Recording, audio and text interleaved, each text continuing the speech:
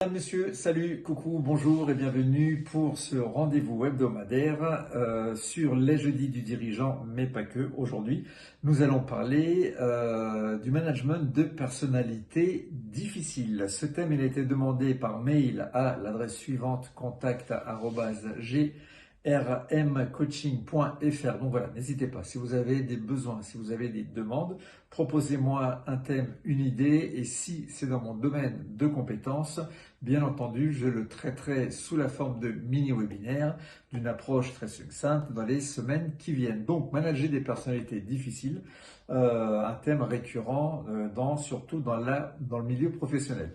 Il n'existe pas d'équipe où il n'y a pas de tension, il n'existe pas de manager qui n'ait jamais rencontré ce que l'on appelle une personnalité difficile. Comportement passif, de l'opposition permanente, besoin de contrôle, de la susceptibilité excessive, un certain pessimisme chronique. Même moi en formation, je rencontre des gens qui savent tout mieux que tout.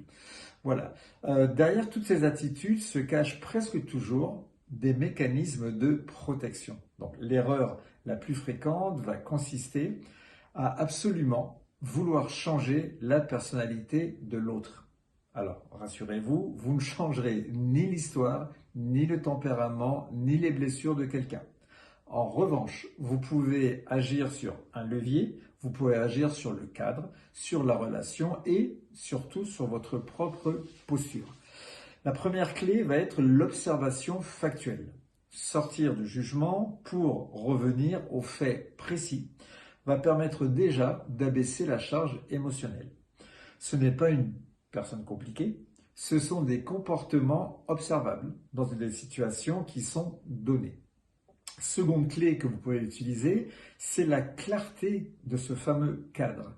Les personnalités difficiles, assez souvent, s'expriment d'autant plus que les règles sont floues, parce qu'on leur permet de sortir du cadre. Un cadre clair, des attentes explicites, des limites posées calmement, précisément, réduisent fortement les tensions. Troisième clé, ne pas entrer dans le jeu émotionnel. Souvent, c'est ce qu'on recherche. Plus vous allez réagir sur le même registre émotionnel et plus le rapport de force va s'installer. Votre stabilité émotionnelle est un levier de régulation beaucoup plus puissant que l'argumentation. Donc, manager une personnalité difficile, ce n'est surtout pas un combat à gagner. C'est un équilibre à trouver en le construisant.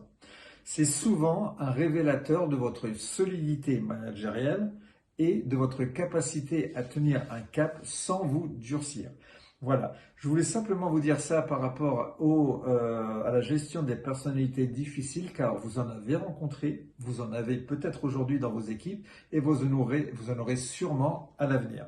Donc voilà, sachez prendre du recul, prenez du recul, la situation en elle-même, vous ne la bougerez pas, vous ne pouvez pas agir dessus. Le seul levier solide sur lequel vous pouvez agir, c'est vous-même, votre approche et le cadre. C'était très court, mais on n'en dira pas plus pour aujourd'hui. Je vous souhaite à toutes et à tous une excellente continuation. Je vous dis à très bientôt. On se revoit jeudi pour un prochain thème dans les jeudis du dirigeant, mais pas que. Salut les amis, bisous, à bientôt. Bye bye, ciao ciao.